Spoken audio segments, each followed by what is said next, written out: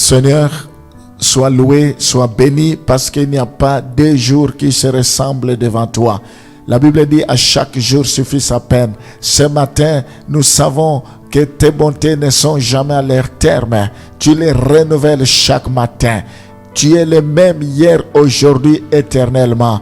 Seigneur, nous voulons que tu puisses nous diriger. Ce matin, nous voulons que tu puisses nous conduire vers le vert pâturage. La Bible dit, l'Éternel est mon berger. Je ne manquerai de rien. Je confesse ce matin que je ne manquerai de rien. Je confesse ce matin que partout où fleura le plan de mes pieds, ce lieu me sera donné. Je confesse ce matin que tu vas appeler à l'existence ce qui n'existe pas dans ma vie comme si cela existait. Je confesse ce matin que je serai la tête et non la queue. Je confesse ce matin que tu te manifesteras dans tout ce que je ferai, Seigneur. Sois béni. Voilà pourquoi j'aimerais te dire merci. J'aimerais anticiper mes remerciements par rapport à ce que tu feras. La Bible dit, tout ce que vous demanderez en priant, croyez que vous l'avez reçu et vous verrez cela s'accomplir. Je confesse ce matin que j'ai déjà reçu et je verrai cela s'accomplir. Dirige-nous, Seigneur. Conduis-nous, prends contrôle de toutes choses, que rien ne t'échappe. Je prie pour que ton esprit soit au rendez-vous. Remplis-moi maintenant de capacités surnaturelles. Remplis-moi de ton onction. Lorsque je vais commencer à parler, que je ne manque pas de paroles. Seigneur, ta parole est esprit et vie. N'est-ce pas, il est écrit, l'homme ne vivra pas seulement de pain, mais aussi de toute parole qui sort de ta bouche. Voilà pourquoi nous voulons écouter ta parole. La Bible dit, la foi vient de ce qu'on entend. Ce qu'on entend vient de ta parole, vient de Dieu. Parle-nous, Seigneur. Oh, édifie-nous, enseigne-nous. Communique-nous ta volonté. Sois béni à jamais. Au nom de Jésus, nous t'avons ainsi prié. Amen. C'est un privilège pour ceux qui l'ont connu. C'est un privilège pour nous qui l'avons connu. C'est pourquoi la Bible dit, nous ne devons pas fouler aux pieds la grâce de Dieu. Nous ne devons pas fouler aux pieds, prendre en vain la grâce de Dieu qui s'est manifestée à nous. Nous savons que nous sommes de Dieu. Là, nous sommes dans 1 Jean chapitre 5, le verset plutôt. Nous sommes dans 1 Jean 5, oui, le verset 19. Nous savons que nous sommes de Dieu et que le monde entier est sous la puissance du malin. Encore une fois, ce passage confirme que le monde est sous la puissance du malin. Nous ne devons pas oublier cela. Ce n'est pas parce que nous disons que le monde est sous la puissance du malin que nous pouvons accepter que nous soyons dominés par le malin. Non. Que nous soyons dominés par le diable. Non. Le monde entier est sous la puissance du malin, mais il ne peut rien contre les enfants de Dieu. Il ne peut rien contre le véritable enfant de Dieu, ceux qui le servent en esprit et en vérité. Il ne peut rien contre tous ceux qui vivent dans la sanctification. Il ne peut rien contre tous ceux qui mènent une vie de consécration, une vie d'abandon. Voilà, mes bien-aimés, si jusqu'à ce jour, le péché nous domine encore, si jusqu'à ce jour, nous sommes esclaves de péché, esclaves de la pornographie, esclaves esclaves de la masturbation, esclaves de la prostitution, esclaves de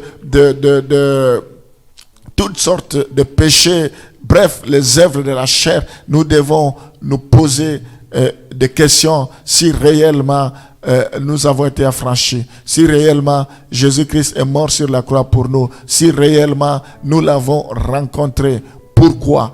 Parce que la Bible dit, si quelqu'un est en Christ, il est devenu une nouvelle création, une nouvelle créature. Les choses anciennes sont passées. Voici, toutes choses sont devenues nouvelles. Nous ne pouvons plus avoir peur du diable. Nous ne pouvons plus avoir peur de l'obscurité, de dormir seul, peur de la nuit. Nous ne pouvons plus avoir peur de qui que ce soit. Les sorciers ne peuvent rien nous faire. Les marabouts ne peuvent rien nous faire. Rien ne pourra nous nuire. parce que Dieu est avec nous.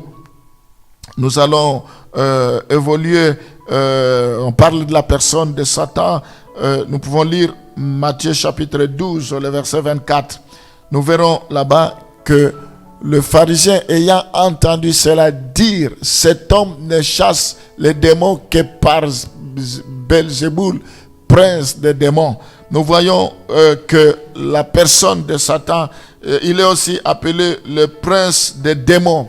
Ici, on a vu Jésus opérer les miracles. On a vu Jésus chasser les démons.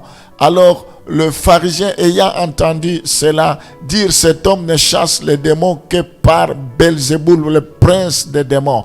Ici, on a appelé Jésus-Christ prince des démons. On l'a appelé Belzéboul. Nous devons savoir, si on a persécuté notre Seigneur, nous serons aussi persécutés. Si on l'a traité de Belzéboul, on l'a traité de démons, de princes de démons, on l'a traité de démons, on nous traitera aussi. Nous sommes des bois secs. Lui, il est le bois vert. Si on a fait au bois vert, à combien plus forte raison nous qui sommes des bois secs. Donc, nous ne devons pas avoir peur. La Bible dit, tous ceux qui veulent vivre pieusement seront persécutés. Ça, c'est la première chose que nous devons savoir, que nous devons comprendre, que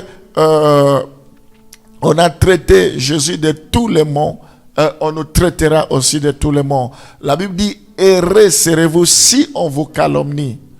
Si on ne trouve pas en vous ce dont on vous calomnie, si on vous accuse faussement, heureux serez-vous. Le contraire, il ne faut pas que ce dont on nous accuse, nous puissions, on retrouve réellement cela en nous. Alors à ce moment-là, nous devons nous repentir. Mais si ce n'est pas vrai, nous devons rendre gloire au Seigneur de la manière dont on nous traite si nous sommes vraiment innocents. Mais ici, je voulais attirer votre attention sur une chose. Ces pharisiens, ils ont dit, ayant entendu cela dire, cet homme ne chasse le démon que par Belzéboul, le prince des démons. Ici, je voulais vous dire qu'ils avaient connaissance que aussi le prince des démons Belzéboul, ou le prince des démons, ou le démon que par Belzéboul, Satan peut aussi opérer des miracles. Aujourd'hui, tous les miracles qui peuvent s'opérer ne viennent pas forcément de Dieu. Moi, je crois que Dieu est capable de faire des miracles. C'est un Dieu des miracles. Il continue à le faire. Mais aussi, je crois que Satan fait des miracles. La Bible dit, dans les derniers jours, il y aura de faux prophètes.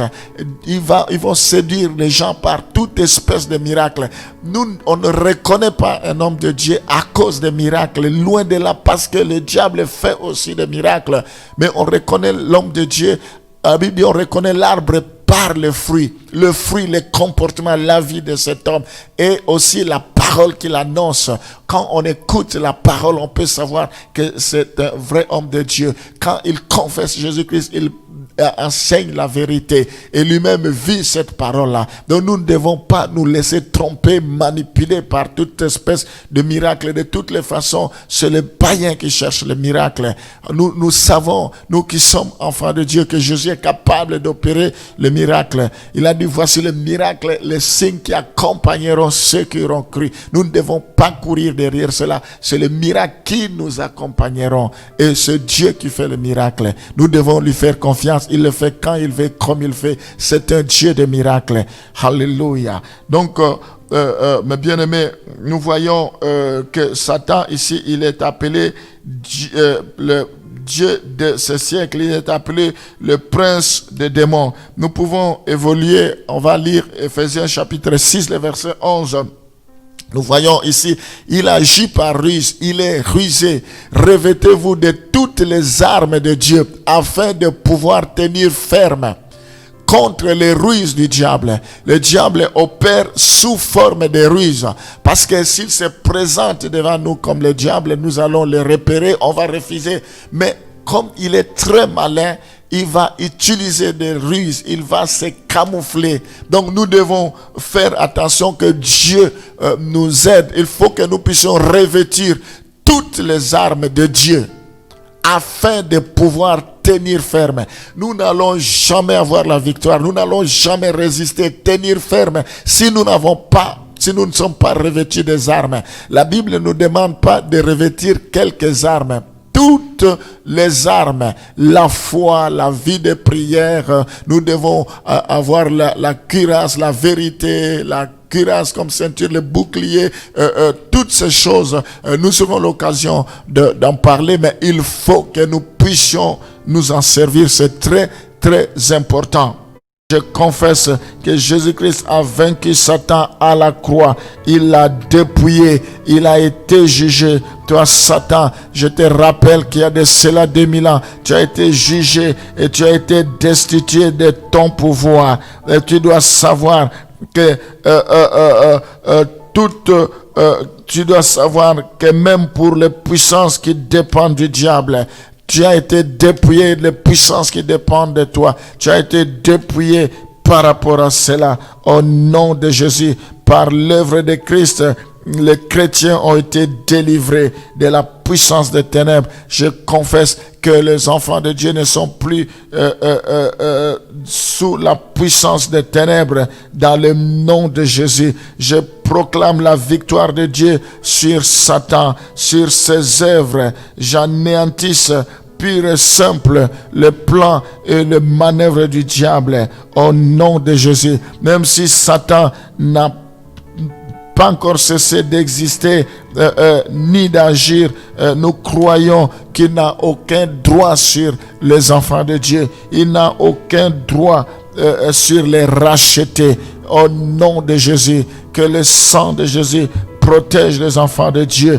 Je crois à la main invisible de Dieu dans le nom de Jésus. Je confesse la protection de Dieu. Je confesse la protection de Dieu au nom de Jésus. Seigneur, je crois que tu es le même hier, aujourd'hui, éternellement. Je prie pour que chaque enfant de Dieu soit sous la protection de Dieu, qui reste toujours maître de la situation, que tu restes toujours maître de la situation, que les épreuves du croyant ne proviennent pas de la seule volonté de Satan, mais elles sont permises par Dieu.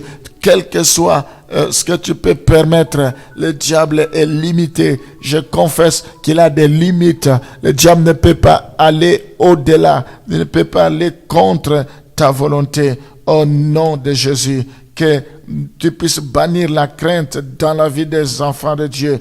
Je prie pour que l'Esprit de Dieu, ton Esprit, puisse nous aider à connaître les intentions et les méthodes du diable, pour que nous soyons vigilants, pour que nous puissions éviter de lui donner l'accès, que nous puissions résister maintenant dans le nom de Jésus. Car la Bible dit: résistez au diable, il fuira loin de vous. Quel que soit ce que le diable veut nous imposer, il a été vaincu il y a de cela 2000 ans. Nous voulons nous soumettre au Seigneur pour que notre victoire soit acquise, soit certaine. Nous voulons la protection qui vient de Dieu. Nous voulons nous revêtir de toutes les armures, comme nous avons eu à les citer tantôt, pour résister à des moments difficiles. Seigneur, sois béni, sois glorifié, parce que nous croyons que tu as tout accompli. Nous avons compris que le diable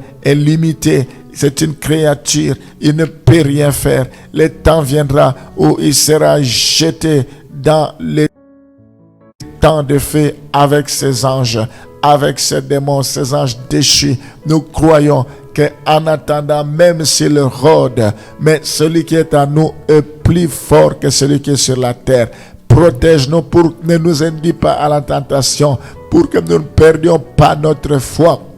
Nous voulons dire comme Paul: j'ai achevé la course, j'ai combattu le bon combat, je n'ai pas fait naufrage à ma foi. Seigneur, que cela soit pour chacun d'entre nous, chacun de tes enfants. Je bénis la journée d'aujourd'hui, protège chacun de tes enfants, enlève sur leur chemin toutes sortes d'obstacles. Au nom de Jésus, nous t'avons ainsi prié. Amen.